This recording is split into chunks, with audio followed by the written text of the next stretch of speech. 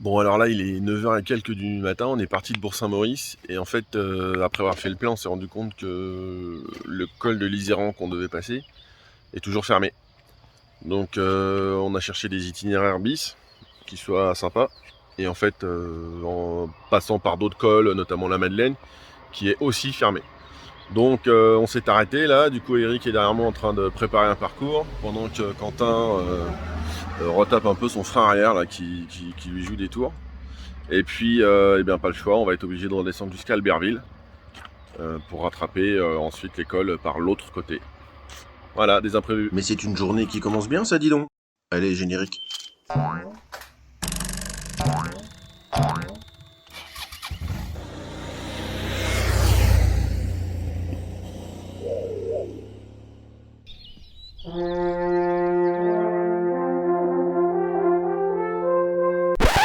Bon, bah après l'étude du parcours, c'est vite vu, pas le choix. On est obligé de redescendre jusqu'à Albertville pour faire tout le tour de la montagne pour la rattraper par l'autre côté. Ça fait pas beaucoup de temps de perdu. Par contre, clairement, on loupe plein de cols, quoi. On passe à côté de Tignes, on passe à côté de plein de cols, c'est dommage. On n'a pas vraiment le choix, c'est la seule route. Toutes les autres sont fermées à cause des cols. Donc, voilà, beaucoup de stationnement ce matin. Pas vraiment le choix, c'est comme ça. On va dire que la matinée est foutue. Voilà, c'est pas grave. C'est pas grave, on rate quand même le col de l'Iséran, qui est le col le plus haut de la RGA. Bon, on se console comme on peut, en roulant un peu plus vite et en admirant le paysage qui reste tout de même agréable.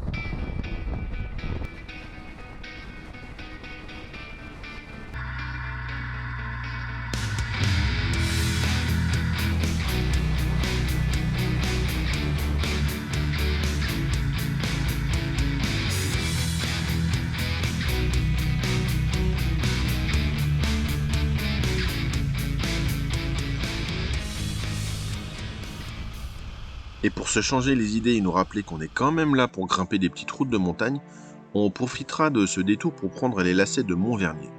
Tu connais pas ? Montvernier, c'est ça.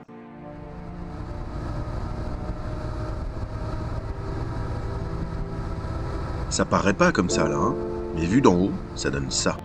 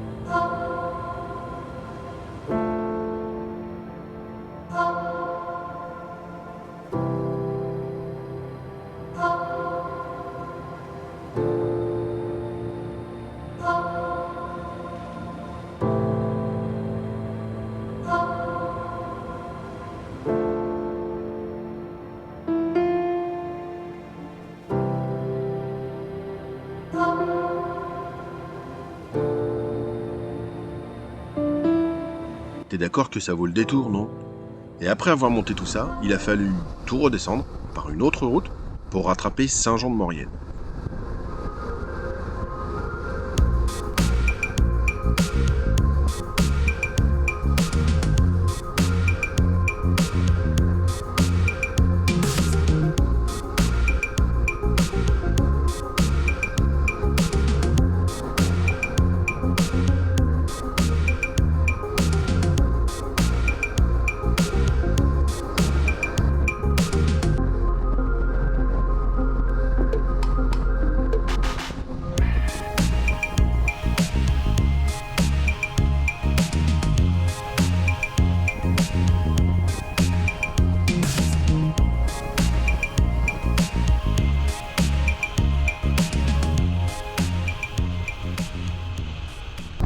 Une fois passé Saint-Jean et surtout Saint-Michel de Maurienne, on bifurquera à droite sur la fameuse D902, toujours elle, pour grimper vers le col du Télégraphe.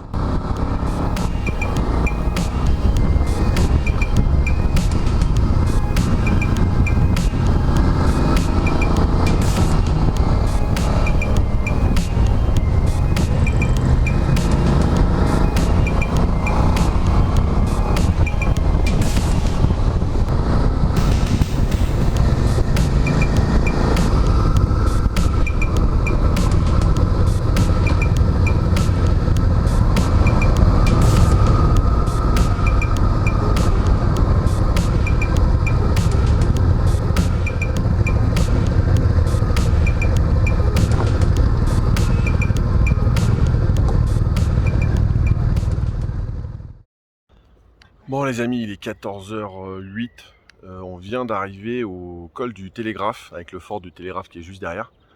On a récupéré la route des Grandes Alpes au niveau de Saint-Jean-de-Maurienne, donc en bas dans la vallée, en passant par Albertville, comme je t'ai dit tout à l'heure. On n'a pas eu trop le choix, ça nous fait 100 et quelques kilomètres de détour. On a loupé Valseny, on a loupé Modane, on a rattrapé Saint-Michel de Maurienne, et puis après, donc là on vient de monter sur le col du Télégraphe qui nous offre une belle vue derrière quand même, c'est assez sympa. On est à 1560 mètres de mémoire. Et en fait, le fort du Télégraphe qui a été construit juste derrière, donc, a été fait ici parce qu'il occupait une position stratégique par rapport à la vallée de Maurienne. Après, au niveau du nom, Télégraphe, c'est en raison de Claude Chappe, en fait, qui a installé un télégraphe juste ici, qui était l'un des premiers moyens de communication moderne.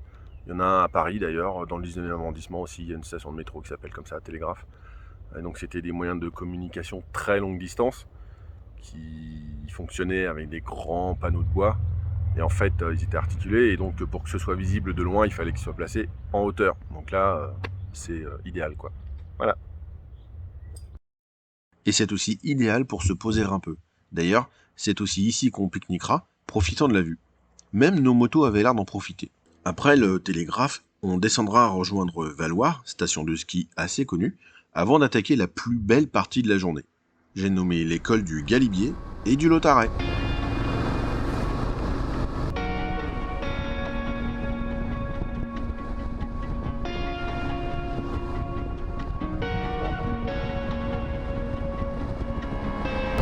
Là on est vraiment dans les choses sérieuses, on est à 7 km du col du Galibier. Ça monte comme ça.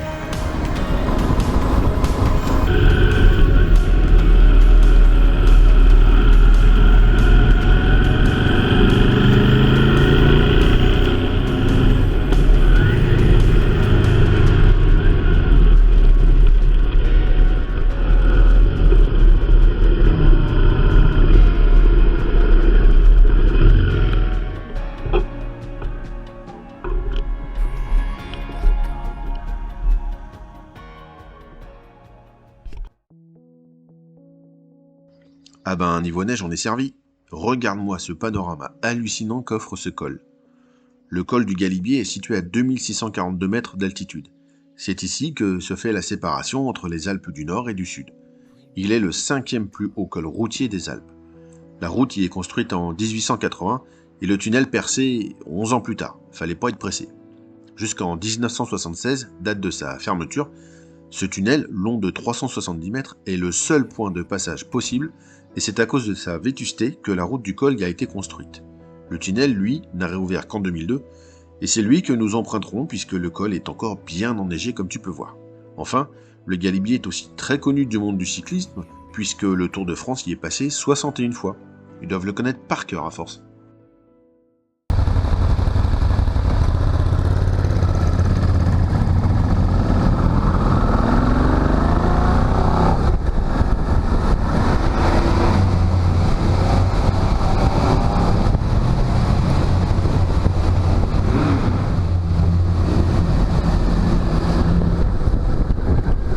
tu aperçois ici est à l'effigie d'Henri Desgranges, grand champion cycliste qui est à l'origine de la création du Tour de France en 1903.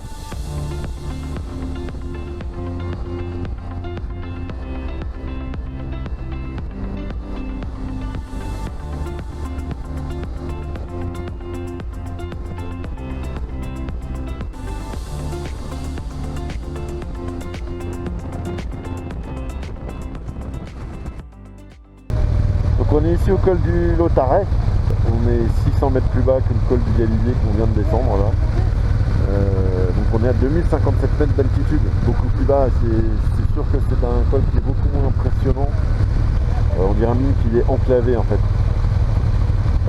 Étymologiquement, ça c'est intéressant, haute, donc AUT, ça vient de, c'est un dérivé de hauteur en fait, hein, et à l'arrêt, ça veut dire que c'est quelque chose qui est sur le point le plus haut. Donc ça devient haute à l'arrêt, haute arrêt. Voilà. Archéologiquement parlant, c'est aussi un site très intéressant puisque il y a des sépultures de l'âge de fer qui ont été retrouvées dans le coin. Ouais. Donc c'est-à-dire que l'homme est là depuis un bon moment. Hein. Et certainement, vu tout ce qui a été découvert avec les tombes, c'était une route commerciale déjà à l'époque de l'âge de fer en fait. Il y avait énormément de richesses qui transitaient dans le coin. Commercialement parlant, il y avait les Alsaciens qui étaient dans le nord, c'est pas les Alsaciens, les Alsaciens, et qui commerçaient avec les Italiens qui étaient de l'autre côté de la frontière, ils passaient par ici. Il y a ça remonte à assez vieux, puisqu'après l'âge de fer, les Romains sont aussi passés par ici, puisqu'il y a une voie romaine qui passe juste à côté du col du Lautaret, qui permet de rejoindre Grenoble et Briançon. Et plus récemment encore, époque noire de l'histoire, pendant la Seconde Guerre mondiale, les Allemands sont passés par ici aussi. Voilà. Wow. Après ce résumé de 3000 ans d'histoire, je te propose qu'on reprenne la route pour descendre sur Briançon. Et durant cette descente, on passera le 45e parallèle. Je sens bien que tu te demandes de quoi je parle. Si. Le 45e parallèle, c'est une ligne horizontale imaginaire qui coupe l'hémisphère nord en deux parties égales. C'est-à-dire qu'en passant cette ligne, on est pile à 5000 km du pôle Nord et pile à 5000 km de l'équateur. C'est bien, t'as suivi. Le climat qui règne sur cette ligne est d'ailleurs le plus propice à la culture de la vigne tout autour du monde. Comme le dit Olivier Bernard, expert en vin et en 45e parallèle, au nord de cette ligne, il fait trop froid, au sud, il fait trop chaud. Pas difficile, le garçon.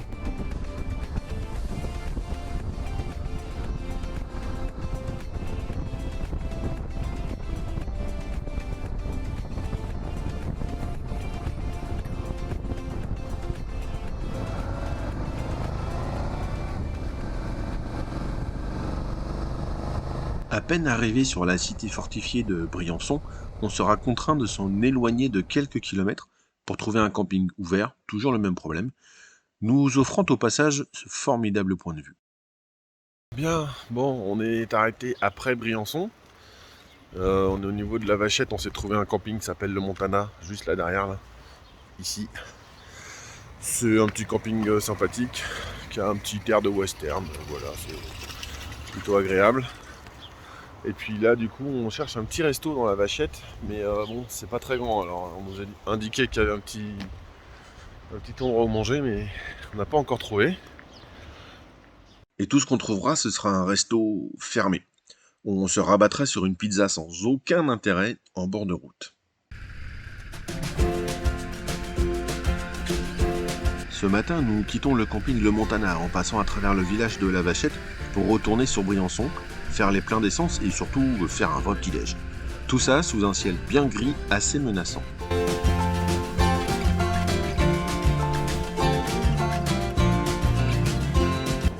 Bien après avoir pris un petit déjeuner somptueux dans une très bonne boulangerie sur les recommandations de la dame qui tenait la station-service, comme quoi il faut toujours demander aux locaux où se trouvent les meilleurs pains au chocolat, eux ils savent. On laisse Briançon derrière nous avec son fort et on va s'attaquer tout de suite au col de l'Izoard. Donc le col est à 2360 mètres, donc on va pas mal grimper. Ce que je peux déjà te dire, c'est que Izoard, ça vient d'une connotation germanique. En fait, c'est la composition de deux mots, de Isan et de Vard. Isan, ça veut dire fer, et Vard, ça veut dire gardien. Donc le gardien de fer, le gardien du fer. Donc Isan-Vard devient Izoard. Voilà, ça tu peux le placer avec le Lautaret, le 45e parallèle que je t'ai dit hier, tu vois. tout ça dans la même conversation, crois-moi que t'as l'air d'un génie quand t'es à table. Oui, bah faut peut-être pas exagérer non plus, hein. Et on a de la chance parce que le temps est très gris. Et on a eu de la pluie cette nuit. Mais la bonne nature nous a laissé ranger nos tentes au sec ce matin. Et a fait sécher les routes pour nous. Donc c'est cool. Merci Dame Nature. Ah oui, elle est gentille cette dame-là, dis donc.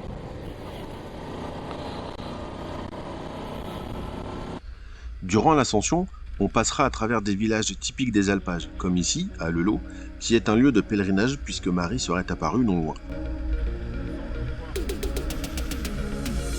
Puis, petit à petit, la route devient plus plaisante avec ses lacets, plutôt larges par rapport à ce qu'on a emprunté précédemment, avec un bitume en très bon état incitant à arsouiller un peu plus, c'est vrai. Mais bon, il n'y a pas de mal à se faire plaisir non plus. La végétation, elle, change et la verdure disparaît petit à petit au profit d'un sol très rocailleux. On passe d'une dominance de vert au gris ocre.